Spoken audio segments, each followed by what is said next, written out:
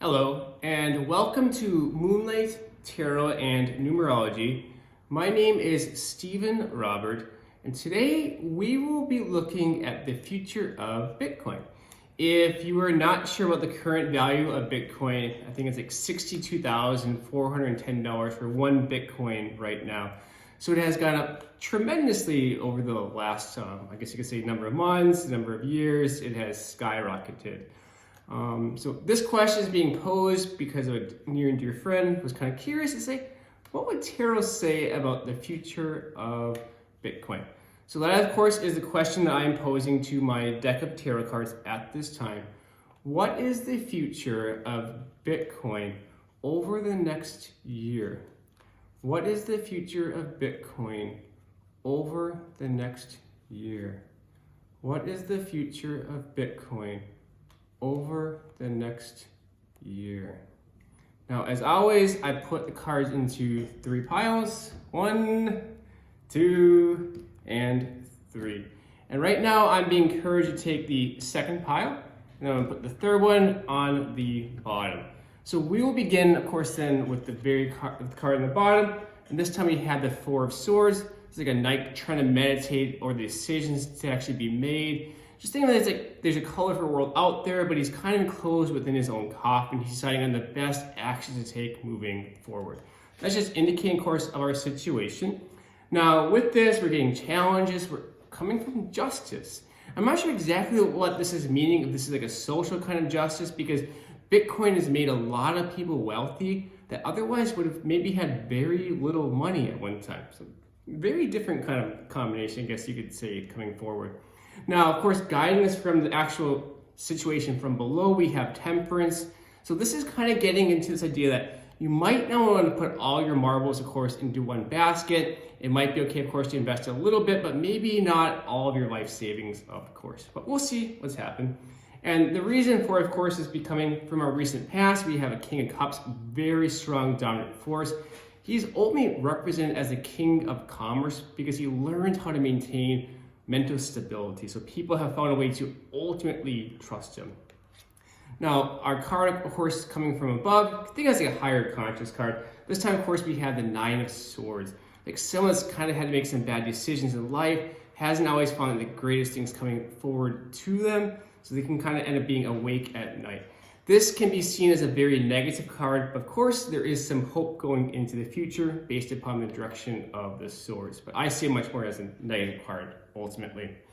Now, into our near future, we're getting that of the Two of Cups. So this is changing around a little bit potentially. We have a partnership coming, there's a give and there's a take, but this is screaming very much about temperance. Not putting things equally together. Now, with our card, of course, coming that from the advice position, probably one of the most important ones. This is with the Eight of Swords. And here's that little bit of an opening, but it's screaming as a very negative card to me at this time. The figure, of course, in the image is found like a little bit of a path, which kind of what Bitcoin has done for us too, though. It's given us that path forward. Now, of course, with our environment, there's this inward fighting. Things just kind of aren't coming together. There's a little bit of a mistake kind of going on with us. And of course, I'm sure that every single person wishes that they would have invested in Bitcoin long ago, because now the value has ultimately skyrocketed. All right, so next, of course, we get into our hopes. And this is kind of like another king. This is the king of pretty much intellectual mastery, if you want to put it that way. He's not really afraid of the future going forward. Also, of course, notice the butterfly is very representative of Bitcoin because you take a caterpillar, wants to be a butterfly so much, is willing to die, and of course, out comes a beautiful butterfly. So next, of course, we get our outcome card, and this one's with the Page of Swords. So it's kind of like the king being a little bit younger at that time, like trying, of course, to find the unknown parts. So this does not really answer that question very well of what is the future of Bitcoin. I'm seeing, of course, it's much more of a stagnant energy. And that's just kind of because how we went with our hopes being a little bit higher ranking than the actual outcome. So I don't see it going up tremendously in value. I'm being really told here more than any other moment that it's about temperance. You don't want to put all your money into Bitcoin. That would not be probably the wisest of decisions, Because ultimately, if you were to do that, you would end up with the Nine of Swords where you have bad dreams. It's like, hey, I lost all my money in this endeavor. But if you have your money in Bitcoin currently, it seems to be a good spot to actually keep it going into the future. So what I want to also know is now a good time for someone to invest into Bitcoin?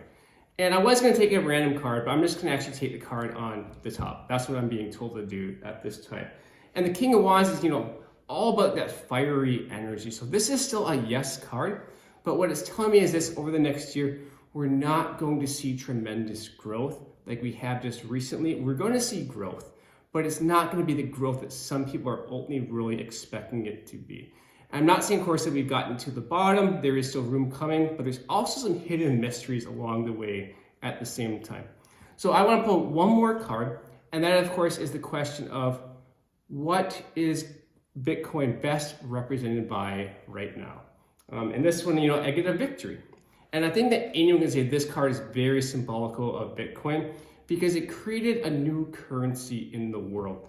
It's one that can universally be used pretty much anywhere, because things, of course, gotten much more advantageous with that. So that is pretty much the best way that I can summarize everything that I'm seeing here. It's not a good time to invest lots of money, but it is a good time to invest maybe just a little bit of money, and of course, watch that egg come forth.